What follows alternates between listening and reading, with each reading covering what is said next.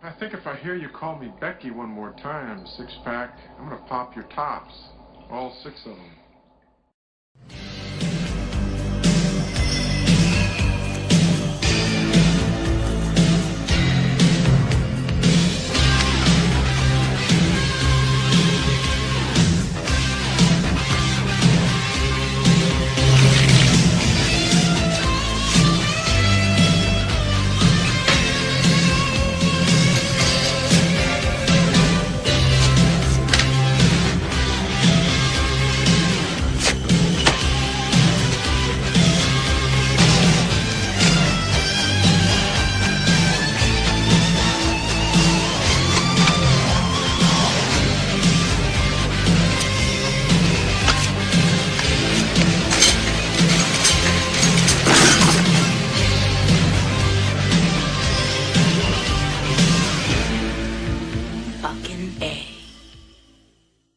Hey, this is Matt once again. Welcome back to another review, yet again for Total Meltdown 2, who was nice enough to pledge to my Patreon. If anyone's ever interested in requesting reviews or whatever else, you can send it to me via my PayPal. The link to that is down below. Or joining me on my Patreon, which the link to that is down below too. And one of the films Total Meltdown 2 wanted me to review was Hand of Death from 1976. I'm like, what is this? Then I looked at the credits. I went, oh, now I know why. This is an early John Woo film, but it's not the hard-boiled, hard-target killer type. It's a chop-socky kung fu film. And it's 1976, so before John Woo established himself to what he was doing best later on in the 80s and 90s. But it has early roles by Tien, Sammo, also Yuen Biao, who was very good friends with Tien and Sammo. They're all in this movie. They're not the stars, sadly, but it's okay. John Woo directed a film where Tien and Sammo are in it. Cool. Nope. I don't know how angry I'm going to get, but it's a rant because I didn't give a fuck about this movie. As I watch this, I'm like, I don't give a fuck. Because the lead guy, I didn't give a shit about him. The plot, a fellow student of someone is with the enemy. They kill a bunch of guys at the beginning. The other side, the good guys, choose their best student, Shaolin, to go get our revenge. He's on his merry way. Sammo is sort of the main henchman to our main bad guy. There's the main bad guy. Right below him is Sammo. The lead guy is going down his way. He meets it with Tien, who has like a horse and carriage, little buddy, brings him, hangs out for him for a little bit. Then Tien fucks off for about half the movie. Just lead guy goes into this town. Some action happens. The lead guy is trying to infiltrate the bad guys, trying to become friends with Sammo character. Sammo, for some fucking reason, has this big teeth. Bigger than Timothy Oliphant. This fucking almost buck-tooth beaver Sammo. Like, a lot of his scenes, there's a point where he's on a horseback and he's like,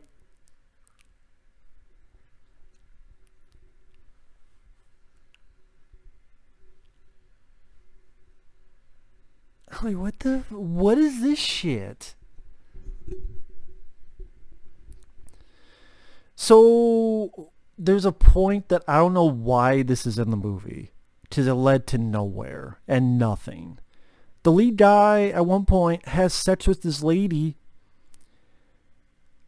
I don't think we ever see the lady again. Like, the lady never comes into play later on in the story, or as a hostage, or a love story.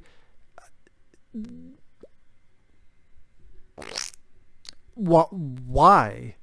I don't fucking know. So the lead, one thing they said, no, he is found out by the main bad guy. He said, I'm going to fight you. And he's kicking the lead guy's ass. So the main bad guy's like, well, I don't need to fucking fight you. I'm kicking your ass. You guys fight him. And the henchman kick his ass. Then he gets tied upside down. Then Jackie Chan finally comes back. And this is before he had the eye surgery. Because if you notice in his early films, his eyes a bit different. I think he had a surgery and his eyes are like more wider, open.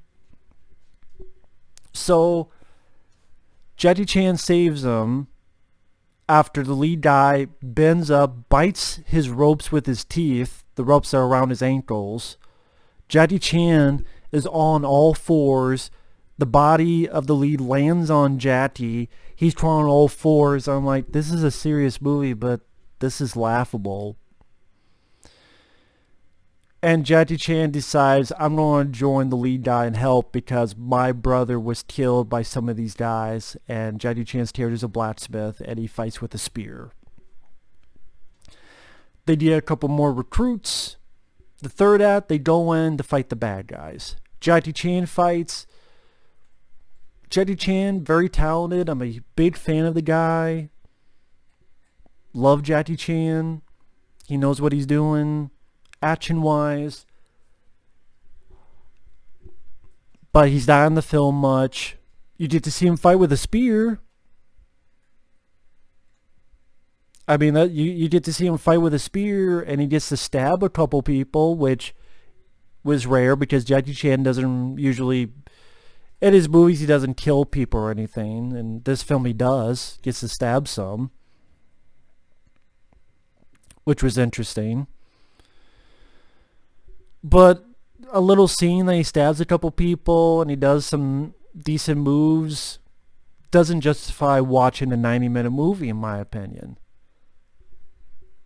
Maybe it does to anyone else. It doesn't to me when there's so many other movies out there. That's the thing. When there's so many other films that John Woo has directed, that Jackie Chan has been in, that Sammo Hung has been in. Some of the Bruceploitation films I've seen that were a lot more fun than this. Like, what was the first,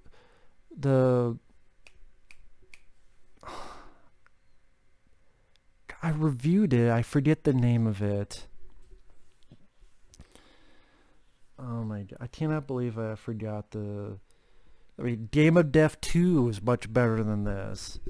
Some of the other Bruceploitation, I can't remember there's title one I can't remember, bugging me.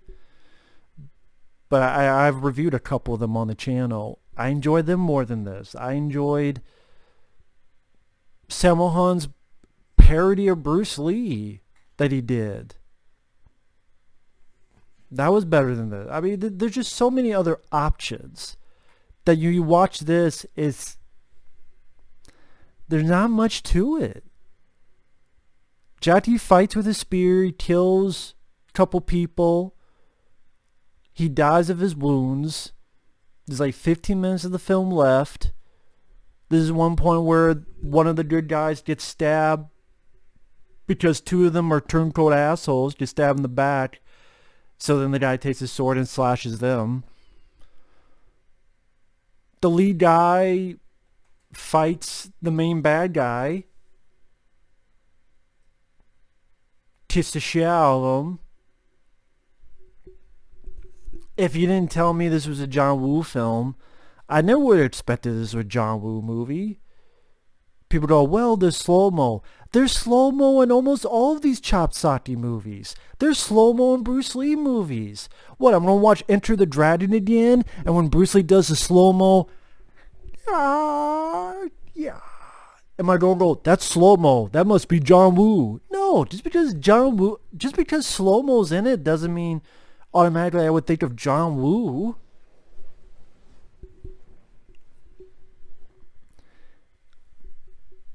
I mean, I watch this film and I go, the story's nothing. because this is an early role, Jackie Chan and Sammo Hung are not used that much. Sammo Hung more so than Jackie Chan. Jackie Chan feels like he's barely in it. And the only scene I remember is the scene in the third act where he's fighting guys with a spear. The lead guy, don't give a shit about him. The direction is there. Probably the only worthwhile to watch this is with Bay Logan's commentary, which that's on YouTube. You can listen to the commentary, which I'm a sucker for those. Even if it's a film I don't like, I'm a sucker for informative comedies like Bay Logan's, because I like learning about the history of film, and Bay Logan does that fairly well in his commentaries. Again, even if it's a film I don't give a shit about. Yeah, it's a John Woo Kung Fu film with Jackie Chan, Sammo Hung, and I thought it was a bunch of nothing. It's a bunch of fucking nothing. I mean, if you're very curious to see where these guys were starting out, and this is before Jackie Chan did Drunken Master, and I think even before he did Snake in the Eagle's Shadow. This is well before John Woo would do films like The Killer and Hard Boiled and movies of that nature. If you want to see a early place where these guys started, sure, but some of the choreography is fine, but that doesn't justify spending 90 minutes of your time. I bet on YouTube you can find a clip of Jackie Chan in this movie, and you can just watch that where he's fighting with a spear.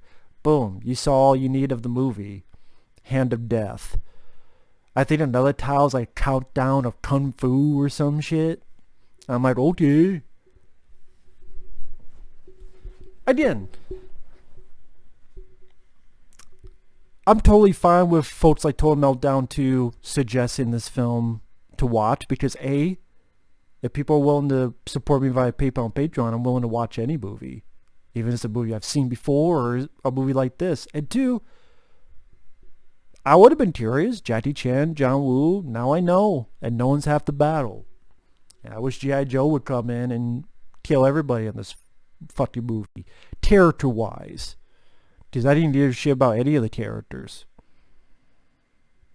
So I guess it'd be the ending of American Ninja. The G.I. Joe, Steve James and the G.I. Joe come in while Michael Dudikoff is fighting over there underneath a big fan. Well, now there's no fan, but anyway, it's a little in joke with a friend of mine. But anyway, not much more I can say.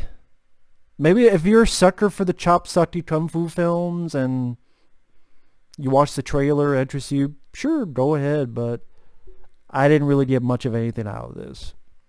Sorry. Thanks for watching. Take care. Oh, another weird thing is when they do some of the flashbacks, it's in this blue tint. Everything's fucking blue, and it just looked ugly. I don't know why they did that. Like when Jackie Chan had the flashback relaying the story of his brother, how his brother died. It's all in blue. It's a fucking blue tint. Again, just looked ugly. I don't know why they did that. I guess to establish it's a flashback, but you could just say there's plenty of films with flashbacks where they don't do that. Let me put it that way. But maybe that's just me being silly. Anyway, thanks for watching. Take care, and we will see you for another review later.